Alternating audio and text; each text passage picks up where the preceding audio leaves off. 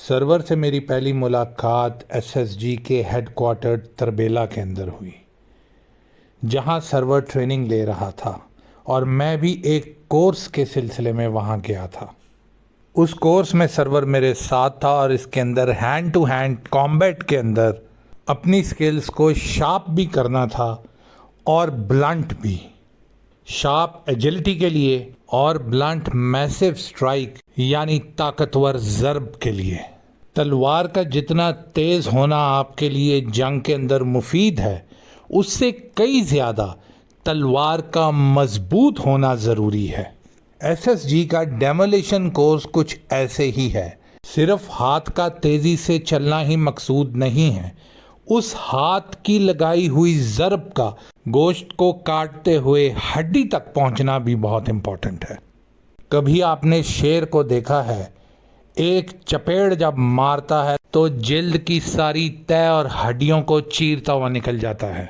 बच्चे ये दुआ करना कि एसएसजी के हत्थे ना चढ़ो, वरना जैसे गीले कपड़े को निचोड़ के सीधा किया जाता है, उसी तरीके से आपके जिस्म, आपकी रूह और आपके ज़मीर को तीनों को अलग-अलग करके रख देंगे। फिर इन तीनों चीज़ों को वापस एक जगह के ऊपर इकट्ठा करना खाला जी का वाड़ा नहीं है। सर्वर के अंदर जान तो काफ़ी ज़्यादा थी, लेकिन उसको एजिलिटी के ऊपर ट्रेन करना बहुत ज़रूरी था। एसएसजी के अंदर एक एक जवान 50-50 एसएसजी के ही जवानों के साथ लड़ता है और ट्रेन होता है। आप कह सकते हैं कि डंडे सोटे मार खा खा के इनके जिस्म की जो जिल्द है फौलाद से भी ज़्यादा मजबूत हो चुकी होती है। सर्वर अपना कोर्स कर कर अपने यूनिट के अंदर चला गया और मैं अपने यूनिट के अंदर। कारगिल की जंग के अंदर हमारी मुलाकात तोलालिंग के ऊपर हुई। तोलालिंग के ऊपर हमारी लिसनिंग पोस्ट के ऊपर उस दिन बहुत ही सवेर किस्म का अटैक आया हुआ था। शेलिंग भी हो रही थी, फायरिंग भी हो रही थी। और आपको पता है, क्योंकि तोलालिंग जो है वो हलियाल से करीब है, इंडियन बेसिस से करीब था, तो बहुत ही हैवी फायर आ रहा था। हम लोग उस वक़्त आज़ादी पोस्ट के ऊपर मौजूद थे और आज़ादी पोस्ट पे जब हमने देखा कि ये फायर बहुत हैवी है, तो हम वहाँ से निकले और हमें आज़ादी पोस्ट से निकले तकरीबन 3 से 4 घंटे हो चुके थे और हम देख सकते थे कि ये लड़ाई बहुत ही शदीद हो रही है। खैर, बड़ी मुश्किलात से और जल्द अज जल्द हम तोलालिंग के ऊपर पहुँचे, पीक के ऊपर, और फिर वहाँ से नीचे हम जो तोलालिंग की लिसनिंग पोस्ट थी वहाँ तक पहुँचे तो हमने देखा तकरीबन 50 से 60 मीटर पर हमारी पोस्ट से इंडियंस की लाशें पड़ी हुई हैं और हमारे भी काफ़ी लोग वहाँ ज़ख्मी थे। चारों तरफ खून ही खून था, पत्थरों के ऊपर खून और जिस्म के आज़ा गिरे पड़े हुए थे। बंदे पूरे फटे पड़े थे। भारतीयों की आंतड़ियाँ जो थी वो बाहर निकल के गिरी हुई थी, क्योंकि आपको पता है कि इतने पास से जब मशीन गन का फायर लगता है फिर कुछ भी नहीं बचता आपका। खैर, सबसे पहले तो हमने आके पोजीशनें संभाली, मशीन गन मैंने संभाली और मेरे साथ जो लोग थे उन्होंने अपनी गन्स की पोजीशन संभाली और हमने काउंटर अटैक इंडियंस के ऊपर करना शुरू कर दिया। जब हमने इंडियंस के ऊपर काउंटर अटैक किया तो तकरीबन 2 से ढाई घंटे हम मज़ीद उनसे लड़ते रहे और फिर फाइनली जाके जब उनका काफ़ी ज़्यादा नुकसान हो गया तो वो पीछे रिट्रीट करना शुरू हो गए। हमारे तकरीबन 2 लोग शहीद हो चुके थे और तकरीबन 9 हमारे लोग शदीद ज़ख्मी थे। जब इंडियंस वापस वहाँ से भागे और रिट्रीट किए तो फिर हमने अपने जो ज़ख्मी थे और शहदा थे इनको हमने उठाया और फिर हमने इनको वापस भेजने का, जो हमारा मेड कैंप था उसकी तरफ भेजने के लिए हमने दूसरी पोस्टों से हमने अपने चंद फ़ौजियों को बुलवाया ताकि इन लोगों को वापस लेके जाया जाए मेडिकल कैंप की तरफ। ये हमारी काफ़ी क्रूशल लिसनिंग पोस्ट थी और इसके इर्द गिर्द, जैसे मैंने आपको बताया, 50 से 60 मीटर के ऊपर तकरीबन 250 से 300 इंडियंस की लाशें पड़ी हुई थी और बुरी हालत के अंदर वो लाशें पड़ी हुई थी। आप ये कह सकते हैं कि कोई एक बॉडी भी इंटैक्ट नहीं थी, फटे पड़े थे सारे जिस्म। किसी का सर उधर था, किसी के हाथ कटे हुए थे, किसी की टांगें कटी हुई थी। तो बाय ऑल मीन्स इनको हम इकट्ठा तो कर नहीं सकते थे। खैर, जब हमने नीचे हम उतर के अपने लोगों को ढूंढ रहे थे तो वहाँ जब मैंने अपने एक बंदे को सीधा किया तो वो वहाँ मुझे सर्वर मिला। मैंने सर्वर को नहीं पहचाना। एक तो बिल्कुल उसके मुंह के ऊपर काफ़ी ज़्यादा मिट्टी लगी हुई थी, कंधे पे उसको एक गोली लगी हुई थी, और दूसरा खून भी काफ़ी ज़्यादा लगा हुआ था, कुछ हमारे अपने फौजियों का, कुछ भारतीयों का। तो मैंने पीछे से आवाज़ दी और मैंने उनको बोला अपने जवानों को कि इसको उठाएं और इसको ऊपर लेके आएँ, और मैं वहाँ से मूव करके दूसरे ज़ख्मियों की तरफ बढ़ गया। थोड़ी देर के बाद मैंने देखा कि यही जवान जिसको हमने उठा के मैंने ऊपर भेजा था, जिसके कंधे पे गोली लगी हुई थी, फर्स्ट एड करवा के ये फिर नीचे आके हमारे साथ बाकी जवानों को उठा रहा है और उसको अपनी इंजरी की कोई परवाह नहीं है। तो मैंने इसको बोला कि जवान बात सुनो मेरी। तो ये फिर मेरी तरफ जब बढ़ के आया तो मुझे कहता है कि सर पहचाना है। तो मैंने उसको बोला सर्वर यार तू है? कहता है जी सर, बहुत देर होगी। और यकीनन मुझे सर्वर से मिले 4 साल हो चुके थे और मेरी ये मुलाकात सर्वर से तोलालिंग के ऊपर 4 साल के बाद हुई थी। खैर, हमने सारी पोस्ट को दोबारा से इंटैक्ट किया, वहाँ नए लोगों को हमने पोस्ट किया और मैं सर्वर को लेके तोलालिंग की पीक के ऊपर जो हमारी मेन पोस्ट थी वहाँ चला गया। वहाँ जब रात को गपशप लगी तो मैंने सर्वर से पूछा, हाँ भाई बता सर्वर कितने इंडियन भड़का चुका है? तो उसने कहा सर मशीन गन से लड़ने का मज़ा नहीं है, आपने जो ट्रेनिंग दी है उसको प्रैक्टिकली अभी तक मैं कर नहीं सका क्योंकि पोस्ट के ऊपर हम बैठे हुए हैं। सर जी अपने साथ नीचे लेके चलें। मज़ा गोलियां चलाने का नहीं है सर, हाथ से गर्दनें मड़ोड़ने का है। क्या फ़ायदा हुआ जब आपसे एक चीज़ को सीखा लेकिन उसको प्रैक्टिकली कर नहीं सकते? मेरी ये ख्वाहिश है मैं आपको उसको प्रैक्टिकल करके दिखाऊं। मैंने कहा ठीक है सर्वर, कल मुझे हुलियाल में COD के ऊपर जाना है, तू चली मेरे साथ। मैंने सर्वर को क्लोज कॉम्बैट के अंदर 4 साल पहले तरबेला के अंदर बहुत ही अच्छे तरीके से ट्रेन किया हुआ था। मुझे पता था बंदा मजबूत है, जीदार है, जो बोल रहा है सच बोल रहा है, घबराएगा बिल्कुल नहीं और परेशान नहीं होगा। तो इसलिए मैंने उसको साथ ले जाने पर हामी भर ली और अगले दिन हम हुलियाल के ऊपर इंडिया की बेस कैंप से भी नीचे हमने COD के ऊपर हमला कर दिया। सर्वर को उस दिन सर्वर का छुरा मैंने तोहफे में दिया और बस मेरा उसको यही कहना था कि सर्वर भारतीयों की चीख ना निकले। 4 साल पहले की चीज़ें बदल चुकी थी, इक्विपमेंट बदल चुकी थी। आपकी इत्तला के लिए एक SSG के पास कम से कम द मिनिमम इन्वेंट्री के अंदर 15 से 20 छुरे होते हैं डिफरेंट टाइप के। टाइम की किल्लत और डिफरेंट ऑपरेशंस की नौयत को जानते हुए सबसे ज़्यादा आसान जो स्ट्राइक है वो है गर्दन की स्ट्राइक, क्योंकि आप उसको बाल पकड़ के मनूवर कर सकते हो, एंगल बना सकते हो, वैसे स्ट्रेट में भी आप गर्दन को पकड़ सकते हो, आपको ग्रिप आ जाती है और आप स्लिट कर सकते हो जगुलर वेन को 1 सेकंड से भी कम के वक्त के अंदर अंदर। आप कह लो कि ये एक स्टैंडर्ड किल है डैगर अटैक की। लेकिन उससे पहले मैं आपको थोड़ा सा स्टैंडर्ड इक्विपमेंट के बारे में भी बताता हूँ। जो ऑफिशियल SSG का छुरा है उसकी ब्लेड इतनी स्ट्रांग होती है कि आप डायरेक्टली हड्डी के अंदर भी मारें तो वो हड्डी को भी चीर के निकल जाता है। और उसकी बेस जो मुठ होती है उसके अंदर हमने एक तरह से मेटल पिघला हुआ सीसा उसके अंदर डाला होता है ताकि उस बेस को हम हैंड टू हैंड कॉम्बैट के अंदर यूज़ करें। वो बेस इतनी स्ट्रांग होती है कि आप उसको जिधर मारेंगे वहाँ से वो हड्डियाँ भी तोड़ देगी और पूरी जिल्द भी ऊपर से उखाड़ देगी। मुंह पे, गर्दन में, सर पे, ये 3 बेस्ट पार्ट्स हैं। इसके अलावा सबसे ज़्यादा जो इम्पॉर्टेंट नाइफ़ होती है वो ज़रा वज़न में हल्की होती है लेकिन शार्प बहुत होती है और पैराकॉर्ड की ग्रिप उसकी होती है, वो थ्रो नाइफ होती है। वो आप 10 से 15 मीटर की दूरी के ऊपर से दुश्मन की आंख, गर्दन, सर, चेस्ट, जहां आपको मौका मिले उसके ऊपर मार सकते हैं and you can get a kill. 4 से 5 इंच की नाइफ होती है जो अपने कवर में होती है, इसको कहते हैं शू नाइफ। ये हमारे जो बूट्स होते हैं उनके जो तस्मे होते हैं, लेसेस होते हैं, उनके साथ ये बंधी होती है and it's kind of N emergency knife कि अगर आपको कभी इमरजेंसी में आप नीचे गिरे हों और आपने वेपन को पकड़ना है और सीधा थ्रोट के अंदर उसको पेनिट्रेट करना है तो this is your knife. Kargil के अंदर भारतीयों के काफ़ी टेटवे हमने दबाए तो नहीं इससे, लेकिन काटे ज़रूर हैं। आप ये कह सकते हैं कि बेहतरीन टॉन्सिल्स का ऑपरेशन। अब मैं आता हूँ मेजर कॉम्बैट नाइफ, जिसको स्कॉर्पियन कहा जाता है। स्कॉर्पियन आप अगर उसको स्टमक में मारें, चेस्ट में मारें, गर्दन में मारें, तो इसकी एक ख़ासियत है कि ये अंदर से सारी चीज़ें साथ लेके बाहर आती है, वल्लाह कुछ भी नहीं छोड़ती। ये आप कह सकते हैं कि मेरी फेवरेट नाइफ है। रेज़र शार्प के जब आप मारेंगे तो ये आपका हाथ भी अंदर ले जाती है, और जब आप इसको खींचेंगे बाहर तो अंदर की जितनी चीज़ें हैं, जितने ऑर्गन्स हैं, वो सारे ये बाहर खींच के ले आएगी। दरमियान में आप कह लें कि जून के अंदर हम स्कॉर्पियन को अवॉइड करते थे, क्योंकि इंडियंस अपनी बॉडीज़ उठाते नहीं थे, तो वो जितना गंद पड़ता था उनकी बॉडीज़ में उतनी बदबू फैलती थी, और फिर हमारे से खाना तो दूर की बात है, पानी पीना भी मुहाल होता था जब तक हम उनको जला नहीं देते थे।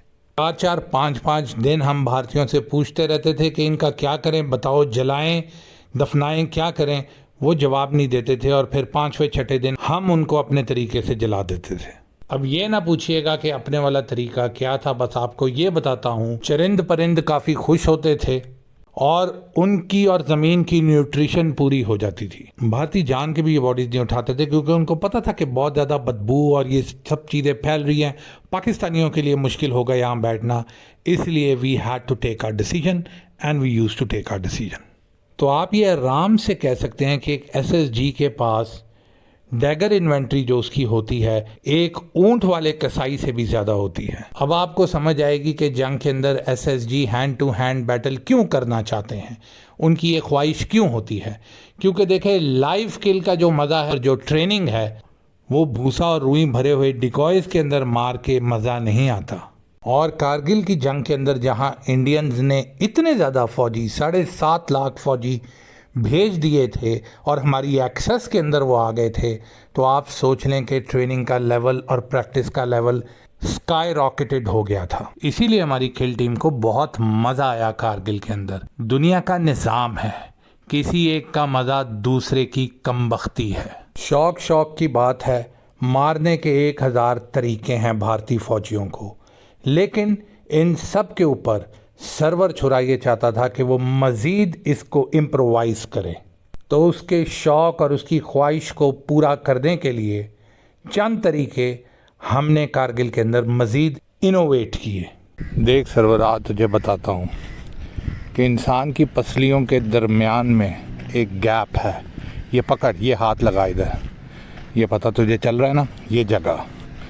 जब आप इस जगह के ऊपर अपने डैगर को पेनिट्रेट करोगे, इतना इसको अंदर करना है कि तू पीछे वाले दंदों तक पहुंच जाए, क्योंकि अगले दंदों से हड्डी कटनी नहीं है।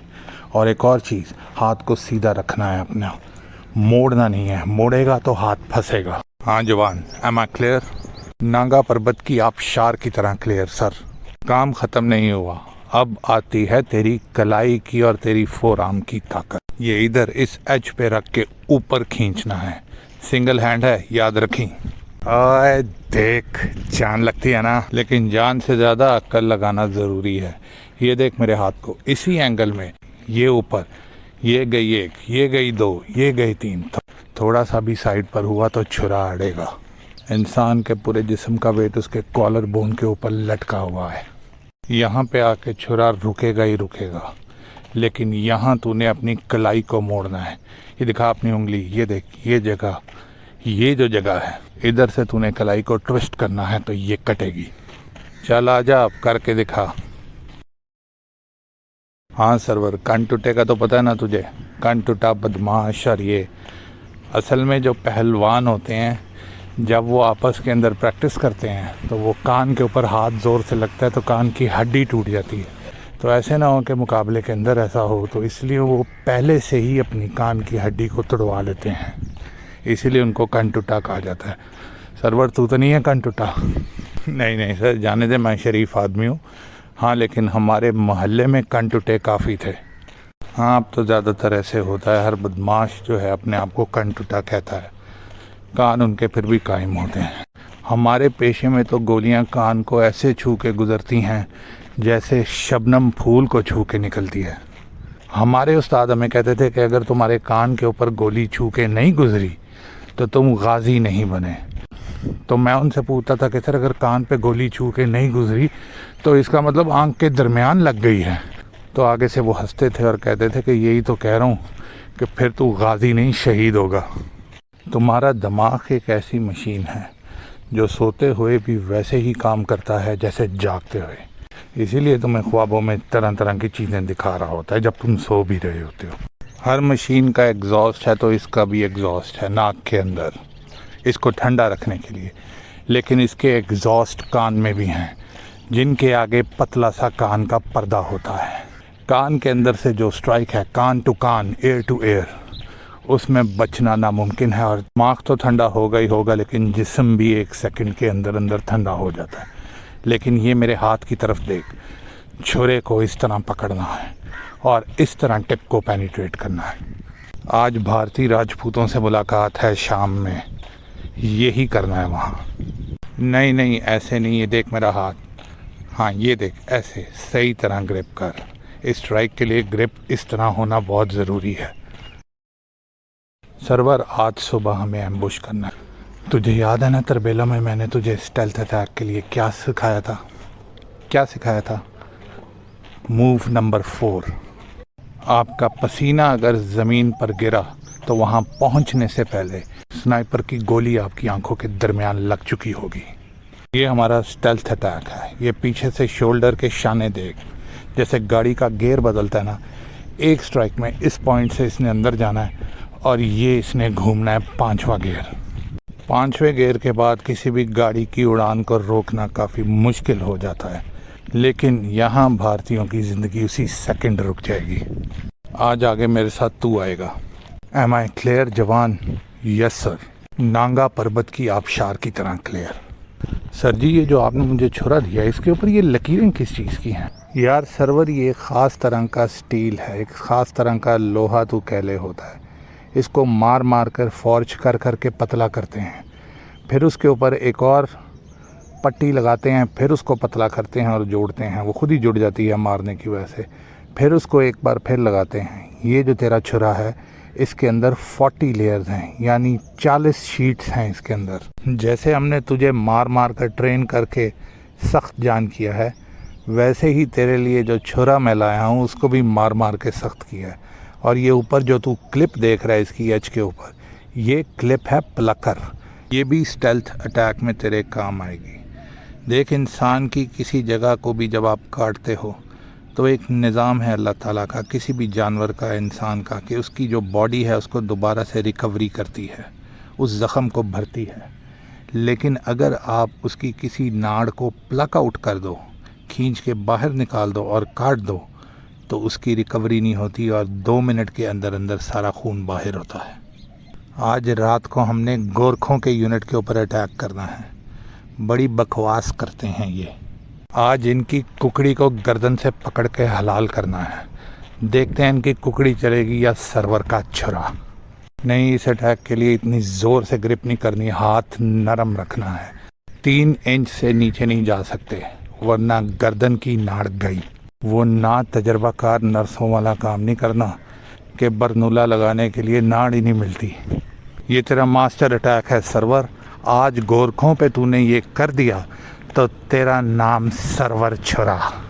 चंद दिनों के अंदर अंदर ही सर्वर ने अपना नाम सर्वर छुरा मशहूर करवा लिया। और भारतीय रेजिमेंट्स, हर रेजिमेंट जहाँ जहाँ हमने अटैक किया उसके बारे में बात करना शुरू हो गए। उसके नाम से डरते थे, खौफ ज़दा थे, ख़ुदकुशियाँ कर लेते थे अगर उनके कमांडिंग ऑफिसर्स उनको ऊपर भेजते थे और इनको पता होता था कि सर्वर छुरा ऊपर मौजूद है, तो ये ऊपर जाने के बजाय अपने सर में खुद ही गोली मार लेते थे। मेरे ख्याल में ये उनके लिए बेहतर था, खुद ही अपनी ज़िंदगी को ख़त्म कर लें, ना कि इस तरह की मौत उनके नसीब में हम लेके आएँ।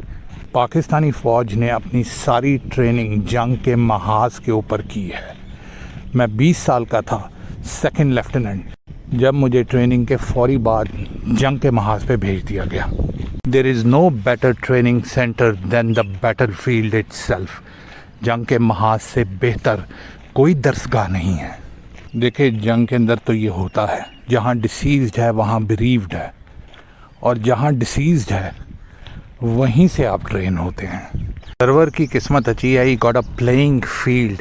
इतनी बड़ी भारतीय फौज इतनी ज़्यादा तादाद में मौजूद थी। और दूसरा, हैंड टू हैंड कॉम्बैट या डैगर अटैक्स के अंदर गर्दन का होना ज़रूरी है। अब आप मुझे खुद बताएं, कुत्ते, बिल्ली, बकरे, इनके अंदर गर्दन नहीं होती यार। And last but not least, इन बेचारों की पॉपुलेशन को क्यों हम कम करें? फिर एनिमल राइट्स वाले भी आ जाएंगे कि ये आप क्या कर रहे हैं। बेहतरीन से बेहतरीन तरीका था कि भारतीय फ़ौज के ऊपर अपनी इन स्किल्स को मास्टर करें। Totally professional sir, no hard feelings. हम उनको खुला बताते थे कि तुम ना आओ ऊपर। कई उनमें से जो बेचारे पीछे से उनको पुश करके वो ऊपर भेजते थे, वो ऊपर से छलांगे मार देते थे, भाग जाते थे। हम जाने देते थे उनको यार। ये बात और ये तासुर बिल्कुल गलत है जो भारतीयों ने दिया हुआ है कि हमारे दिल में उनके लिए कोई इज्जत नहीं थी। कई बार इनके फौजियों के सीने के ऊपर बैठे हुए हैं और चाकू उनकी आंख से 1 इंच पीछे है और वो रोते थे, मिन्नतें करते थे, वास्ते डालते थे, छोड़ देते थे हम उनको। ऐसी कोई बात नहीं है। हमारी क्लियर इंस्ट्रक्शन थी कि ज़ख्मी करना है, लेकिन अगर वो बेचारा मिन्नतें करता है, वापस जाना चाहता है, घसीट घसीट के ज़मीन पे रगड़ रगड़ के योगेंद्र बाबू की तरह, बलवंत सिंह की तरह, तो जाने देना यार। हाँ, निशानी ज़रूर लगा देते थे। ज़्यादातर इनसे पूछ लें कि किस जगह के ऊपर जहाँ इनको बैठने में तकलीफ़ हो। हमारा कोई कारगिल का ऐसा गाजी नहीं है जिसको गोलियां ना लगी। मुझे 7 गोलियां लगी हैं कारगिल के अंदर। भारतीयों ने जिन अपने अफसरों को वीर चक्रे दिए और उनको गोलियां नहीं लगी, तो आप खुद ही सोच लें कि कहाँ तक वो आगे आए होंगे। जिन बिलों के अंदर ये छुपे होते थे, हमने वहाँ भी जाके इनको निशानियाँ लगाई हैं। ऐसी बात नहीं है, हम वहाँ भी पहुँचे हैं इनके लिए कि अब जो ये बच गए हैं तो कोई सुवेनियर तो इनके पास होना चाहिए ना जंग का दिखाने के लिए। उसके बाद सर्वर मेरे साथ कई मिशंस के ऊपर गया और आपको याद है कि एक एम्बुश का मिशन मैंने आपको टाइगर हिल के ऊपर बताया था। सर्वर उसमें भी मौजूद था। एक दफ़ा टाइगर हिल के ऊपर हम कैप्टन शेर खान के साथ ऊपर मेन पोस्ट के ऊपर बैठे हुए थे, टाइगर हिल पीक के ऊपर। तो सर्वर वहाँ आया और सर्वर ने आके हमें बताया कि सर जी, मुझे कुछ इंडियंस की मूवमेंट नज़र आई है टाइगर हिल के पीछे। उस वक्त तो हमें ये लगा कि ये इत्तेफाक की बात है कि इंडियंस के 2 बड़े अटैक हमारे टाइगर हिल की 2 मेन लिस्निंग पोस्ट के ऊपर कंपाइल हो रहे थे नीचे। लेकिन बाद में हमें पता चला कि ये इत्तेफाक की बात नहीं थी। जब सर्वर ने हमें पीछे वाली मूवमेंट के बारे में बताया तो कैप्टन शेर खान, जैसे कि उनकी आदत थी, एकदम से उठे, अपनी वेपन उठाई और कहते हैं चलो मेरे साथ। मैंने उनको बोला कि सर जी आप ठहर जाएं, मेन फ्रंटल अटैक्स हमें आ रहे हैं, इसके बारे में प्रिपेयर करना है। मैं जाता हूं पीछे और मैं जाके देख के आता हूं कि ये क्या माजरा है। तो उन्होंने मुझे गुस्से से देखा और बोला कि छोटे, तूने ही सारे बंदे मारने हैं। मैंने कहा नहीं सर जी, आपने भी मारने हैं। ये आगे से 4 ब्रिगेड्स आ रही हैं, ये सारे आपके लिए हैं। अगर आप पीछे चले जाएंगे तो पोस्ट को कौन संभालेगा? हो सकता है कोई डिकॉय हो, आपको हम नीचे भेज दें और इधर से मेजर अटैक आ जाए, तो आप इधर ही रहें, मैं जाता हूँ नीचे। और मैंने फिर 4 स्नाइपर अपने साथ लिए, सर्वर को साथ लिया और हम पिछली साइड से टाइगर हिल के नीचे उतरना शुरू हो गए। टाइगर हिल के जो पीछे से और ईस्टर्न और वेस्टर्न साइड से जो रास्ते हैं वो हमें रटे हुए हैं, तो हम उसी साइड के ऊपर से गए जहाँ से रास्ता ऊपर चढ़ने का था। और हमने थोड़ी ही दूर तकरीबन इंडियंस के कोई 60 से 70 बंदे देखे। लगता है रात को किसी वक्त ये पैरा कमांडोज एयरबॉर्न हुए थे, हेलीबॉर्न हुए थे और ये अपनी जगह के ऊपर ही बैठे हुए थे। मैंने पीछे अपनी बेस के ऊपर कॉल की और मैंने कहा कि उनसे पता करता हूँ कि इनका कहाँ है, कोई सप्लाई लाइंस तो इनकी नहीं है पीछे। तो उन्होंने मुझे बोला कि उनको दूर दूर तक कोई बंदा नज़र नहीं आ रहा। दैट मीन्स ये कंफर्म हो गया कि ये एयरबॉर्न ही हुए थे। अभी हम ये सोच ही रहे थे कि इंडिया ने हैवी शेलिंग फ्रंट वाली साइड से 2 लिस्निंग पोस्ट के ऊपर, ये बहुत कम वाक़यात हुए हैं कि जब उन्होंने दोनों लिस्निंग पोस्ट पे एक ही वक्त के ऊपर अटैक किया हो, हैवी शेलिंग शुरू कर दी और तकरीबन 6 से 7 ब्रिगेड, यानी आप कह सकते हैं 5 से 6 हज़ार बंदा ऊपर की तरफ अप्रोच कर रहा था। हम ऊपर से देख रहे थे तो नीचे बंदा ही बंदा था। जाट रेजिमेंट, 8 से ग्रेनेडियर्स, राजपुताना राइफल्स, मैंने कैप्टन शेर खान को वायरलेस किया और बोला कि सर जी ये तो लड़की वाले वलीमे के ऊपर पूरा का पूरा टब्बर लेके आ रहे हैं। उन्होंने मेरे से पूछा तेरी क्या सिचुएशन है, तो मैंने कहा कि सर 2 से 3 कॉयज इधर भी मौजूद हैं और एयरबॉर्न हुए हैं। उन्होंने कहा अच्छा, भारतीय फनकारी लगा रहे हैं हमारे साथ। इनको ये लगता है कि ये ऊपर टाइगर हिल के ऊपर आ भी जाएंगे और इधर कब्जा भी कर लेंगे और हम पीछे की तरफ जब मुड़ेंगे तो आगे ये जो पैरा बैठे हैं ये हमारे ऊपर एम्बुश करेंगे। माशाल्लाह बॉलीवुड फिल्में बनाने में बहुत तेज़ है। तू पीछे इनको देख, मैं लिसनिंग पोस्ट में जाके इसके अटैक को रिपल्स करता हूँ। मैंने कहा रॉजर सर मैं देखता हूँ, ये अभी तो फ़िलहाल उसी जगह पे बैठे हुए हैं, हम थोड़ा आगे जाके इनको अप्रोच करते हैं, हम इनको जहन्नुम वासिल करके मैं ऊपर पीक के ऊपर आके रिटेन कर लूँगा पोस्ट को। उन्होंने कहा ठीक है, ऊपर आसिम बैठा हुआ है तो ये काम करके आ, मैं नीचे से करके आता हूँ। फ्रंटल अटैक बहुत स्वेयर किस्म का इंडिया ने इस बार किया हुआ था और जैसे ही अब फ्रंटल अटैक होना शुरू हुआ, ये जो पैरा कमांडो 60-70 बैठे थे इन्होंने थोड़ी सी मूवमेंट ऊपर की तरफ करना शुरू कर दी। मैंने चारों लोगों को बोला कि अलग-अलग पोजीशन संभाल लें, टोटली इंडिविजुअल, और मैं खुद भी एक अलग पोजीशन पे जाके बैठ गया। अब हम तकरीबन 6 डिफरेंट पोजीशन पर एक एक बंदा बैठा हुआ था। इंडियन फौजियों को रास्ते बिल्कुल भी नहीं आते थे, वो जैसे अंधा सफ़ेद स्टिक लेके इधर हाथ मारता हुआ चलता आ रहा होता है, बिल्कुल उस तरीके से वो ऊपर की तरफ आ रहे थे और उन्होंने हमारी पोजीशंस को क्रॉस कर दिया। मैंने सर्वर को और लड़कों को बताया हुआ था कि फायर नहीं करना, इनको एक दफ़ा ऊपर आने दो, लेट्स सी कि ये कहाँ तक आते हैं। जब उन्होंने मेरी पोजीशन को क्रॉस किया तो एक को तो मैंने हाथ लंबा करके दबोचा और उसकी गर्दन के अंदर अपना डैगर घुसेड़ दिया। कोशिश यकीनन की होगी उसने चीख मारने की, लेकिन निकली नहीं। मैंने अपने राइट साइड पर देखा तो छोरा अपने स्टेल्थ अटैक कर ही जा रहा था, 3-4 बंदे फड़का चुका था। इतने में एक ज़ोरदार धमाका हुआ जो मेरे ख्याल में शेल हमारे पास आके गिरा, लेकिन इंडियन फौजी पैनिक कर गए और उन्होंने फायर खोल दिया। इधर उधर पत्थरों में गोलियां मारना शुरू हो गए। टाइगर हिल के पत्थर भी कोई आम पत्थर हैं, वो पत्थरों से डिफ्लेक्ट होके गोलियां इनके 3-4 लोगों को लग गईं। अब इन्होंने चीखना चिल्लाना शुरू कर दिया और पीछे की तरफ भागना शुरू कर दिया। इसके ऊपर इन्होंने मेरे सारे एम्बुश को बर्बाद कर दिया। मैं चाह रहा था कि कम से कम 30-35 लोग तो इनके हम डैगर्स से डाउन करें, लेकिन इनकी हरकतों की वजह से हमें फायर खोलना पड़ा और वो 30-35 लोग डैगर नहीं एसएमजी से हमें मारने पड़ गए। सर्वर ने एसएमजी उठाई और इनके पीछे भागना शुरू कर दिया और इन्होंने वापस जिस रास्ते से ऊपर चढ़े थे इन्होंने नीचे की तरफ भागना शुरू कर दिया। पता नहीं भाग के जाना कहाँ था इन्होंने, मेरी समझ से बाहर है, क्योंकि आगे तो हमारी बेस पड़ी थी जो इनके इलाके में हमने बनाई हुई थी। ये बेचारे टाइगर हिल और हमारी बेस यानी एलओसी के अंदर जो हमारी बेस थी उसके अंदर सैंडविच हो गए। जहाज़ तो इनको छोड़ के भाग चुके थे। एस्टिमेट इनका ये था कि टाइगर हिल के ऊपर ये कब्ज़ा कर लेंगे और ये ऊपर चढ़ के दूसरी साइड के ऊपर तिरंगे लहराते हुए नीचे उतर जाएंगे। दूसरी साइड पर इनको टाइगर हिल की तीसरी लिस्निंग पोस्ट, जो हमारी पहली लिस्निंग पोस्ट थी, कैप्टन शेर ने वो ही नहीं टपने दी और इधर इनको हमने पकड़ लिया। Bad planning Indian army, bad planning. खैर मैं मुतमईन था। मैंने कैप्टन रिजवान को, जो हमारी बेस के ऊपर, जो हमारे मेट कैंप के साथ हमारी बेस थी इंडियन साइड के ऊपर, उनको मैंने वायरलेस किया कैप्टन रिजवान को और मैंने बोला कि रिजवान यार ये इंडियन भाग के पीछे आ रहे हैं। उसने कहा यार यहाँ से तो कोई विजुअल नहीं है, लेकिन अगर आएंगे तो हम इनको निबड़ लेंगे, तुम टेंशन मत लो। इतने में मैंने इधर उधर देखा तो सर्वर मौजूद नहीं था। मैंने इसको आवाज़ें दी लेकिन हमें पता चला कि सर्वर पूरे उस एरिया के अंदर मौजूद नहीं है। हम भाग के जिस साइड के ऊपर इंडियन भागे थे उस साइड के ऊपर आगे गए, वहाँ भी सर्वर मौजूद नहीं था।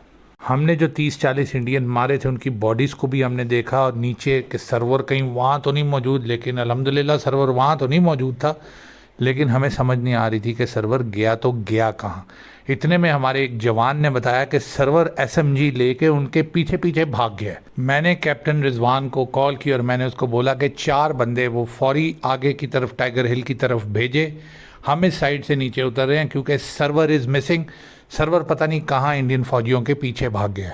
रिजवान ने मुझे बोला कि तू ऊपर की तरफ जा, आसिम की मुझे वायरलेस आई है, मैं इधर सर्वर को देखता हूँ, मैं खुद जा रहा हूँ। इंडिया बहुत ज़्यादा शेलिंग कर रहा है, फ्रंटर अटैक्स बहुत सवेर हैं और अभी तक शेर खान ऊपर वापस नहीं आया। ये इंडियंस को और सर्वर दोनों को मैं ढूंढता हूँ, तू टेंशन मत ले, I am already on my वे।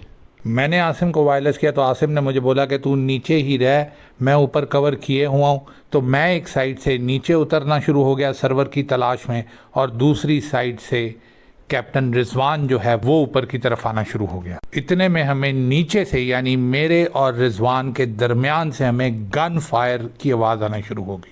रिजवान ने टैंगोस को लोकेट कर लिया था और रिजवान ने भी उनके ऊपर फायर खोल दिए, और जो बचे कुचे ज़ख्मी इंडियन थे वो वहाँ मुर्दार हुए। हमारे इधर रास्ते में भी कई इंडियन जो थे वो छुपे हुए थे पत्थरों के पीछे, और कई ज़ख्मी हालत में वहाँ चीखे मार रहे थे। मैंने अपना डैगर अनवर की तरफ फेंका और उसको इशारा किया, एंड रेस्ट इज़ हिस्ट्री। इतने में मुझे रिजवान की वायरलेस आना शुरू होगी, हॉल्ट एडवांस, हॉल्ट एडवांस। और उसने मुझे बताया कि सर्वर उसको मिल गया है। सर्वर ज़ख्मी था और एक पत्थर के ऊपर बैठा हुआ था। बाद में रिजवान ने हमें ये बताया कि सर्वर के इर्द गिर्द कम से कम 12 से 13 इंडियन मुर्दार पड़े हुए, और सर्वर अपनी एसएमजी लिए एक पत्थर से टेक लगा के बैठा हुआ था और उसको 3 गोलियां लगी हुई थी।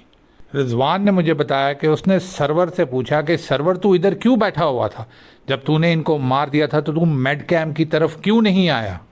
तो सर्वर ऊपर देख के रिजवान को कहता है कि सर जी, मैंने कहा कि बाकी इंडियन यहाँ से गुजर ना जाएं, मैं उनके इंतज़ार में यहीं बैठ गया।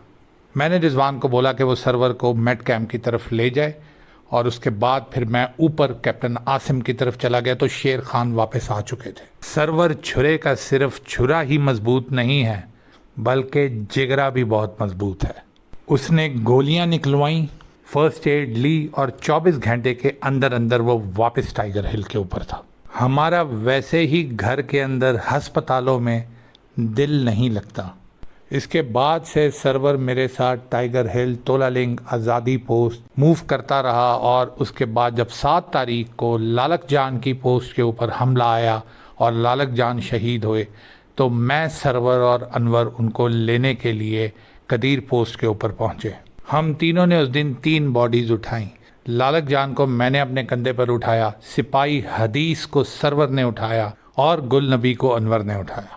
आज़ादी पोस्ट पे हमने बाकी अपने जवानों को जो दूसरी पोस्टों पे थे उनको बुलाया, और फिर सर्वर, अनवर और 4 और लोग हमारे ज़ख्मियों को और हमारे इन 3 शहीदों को वापस मेड कैंप लेके गए।